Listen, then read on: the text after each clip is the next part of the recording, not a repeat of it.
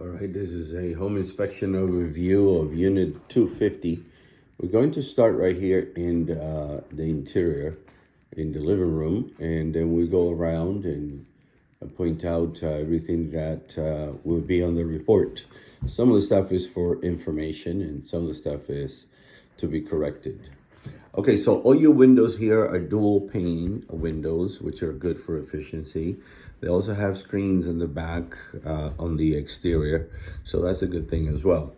The only problem is that the mechanical holder balance here, they very difficult to operate, and sometimes the window just either doesn't close right, or like I said, or sometimes just doesn't stay.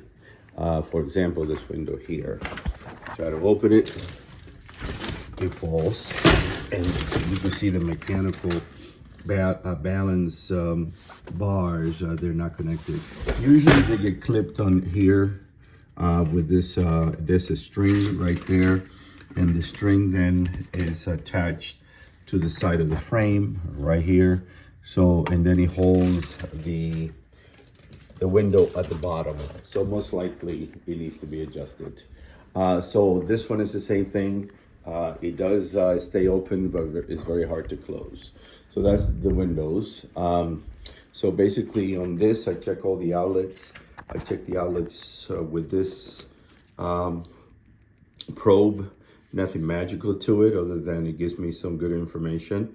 Hot, neutral, and ground. So I put them in all the outlets, and it will read if it's correct, like in this case, and it also tells me the voltage. If I do need to check the GFCI, or check this one so I set it. So if you check here, you can check the GFCI and then reset it. The GFCI would be required for anything close to the water source, 6 feet or less. And as you can see here, if it trips, you just have to go to this outlet and reset it. So plenty of cabinets and in good shape as well. I checked all of them. This is the, I check all the appliances here, and the microwave just makes some noise when you're using it. So I'm gonna give it 30 seconds. It does work, but it does make this humming noise. So I checked it temperature wise, it does work. And I also used just a hot, a paper towel, and it's hot. All right, so that's basically that on the microwave. So recommend either repair or replace. There's probably something vibrating. Okay, as I continue here, smoke detectors are required in the hallway. I tested that smoke detector, it does not respond. And then smoke detectors are required in the bedrooms. You could get 2 smoke detectors for about 29, 30 bucks. Home Depot, Lowe's, Amazon. All right, coming through here, the toilet here does not have a lid, and it does have a carbon box lid, a carbon, like from a box. It looks like it's because the toilet might be too high and it hits here, but nevertheless, it doesn't have a toilet lid. Here the shower head is restricted, so when you try to use it, it doesn't matter the setting, up or down, it's still very restricted. So basically replacing the shower head would be a good idea. Okay, other than that, basically here when you use the faucet, you can see some water coming through here. Most likely replace, so it could be a repair. There's some glands in there that you could take out. Sometimes they're very hard to match, might as well just replace. The mechanical stopper might need to be replaced as well. Sometimes you can get a whole set. A little bit of squeaking as you walk in some of these places, as you can hear here, but overall not bad.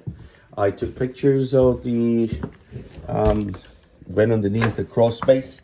I got plenty of pictures in there. It is tied down or feathered, so that's a good thing. This deck right here, we're gonna do the exterior. We'll finish up on the roof. Basically all this is good. The only problem here is that this guardrail is pretty loose. It could be tightened tightened up down there. I'm gonna go into the laundry room now. Show you a couple things in here.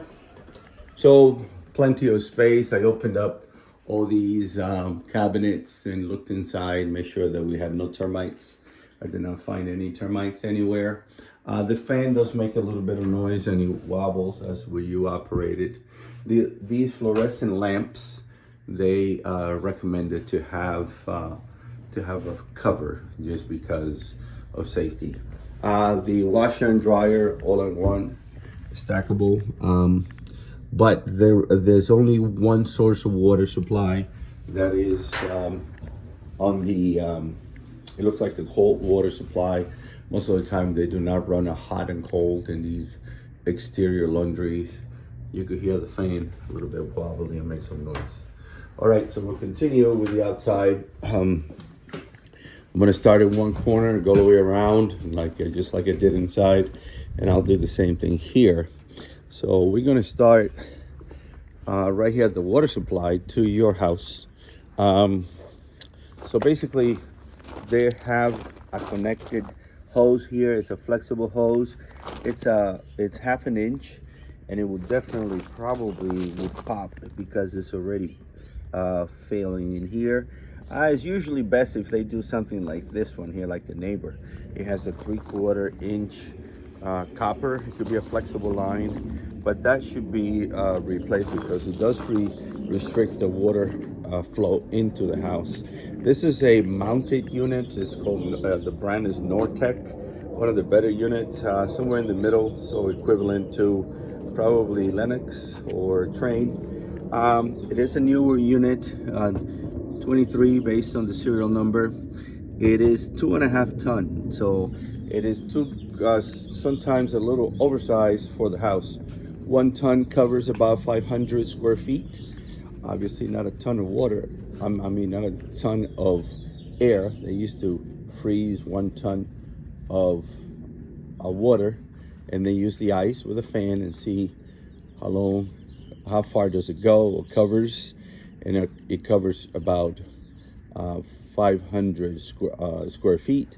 And now they call that was the BTU units, or British thermal units. That's how they did it. I opened this up here, the electrical panel. I looked inside and outside, making sure that everything is good, and everything is good. All your wiring is electrical, so all that is good. This is where the hot water heater is. It is 29 gallons, 2021. So it's fairly new. It is recommended to have a shut-off valve here. In the event you have any problems, obviously you can shut it off right here, especially to the cold water supply, as you can see. All right, nice. It's in good shape and nice compartment. The exterior of the house is in fairly good shape. These are composite wood panels with fiber, so that's good.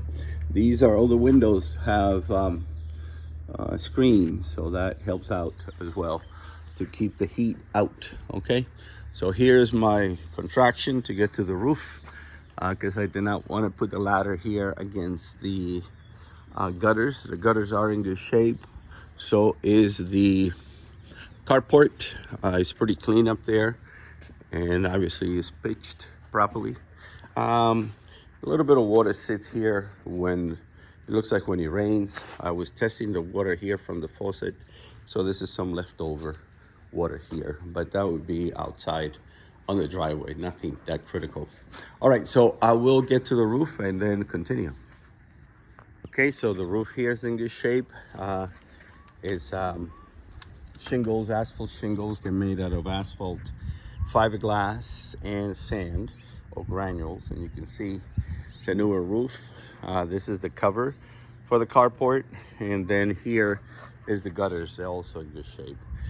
This is a roof vent right on the ridge of the roof for ventilation. We also have some roof vents right here as well, so that's a good thing. There's also roof vents right underneath the fascia and the soffit. Again, that would be for the attic.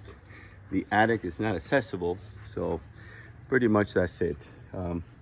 overall, not a bad construction.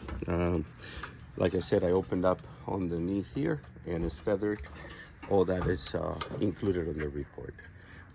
Please feel free to call me if you have any questions.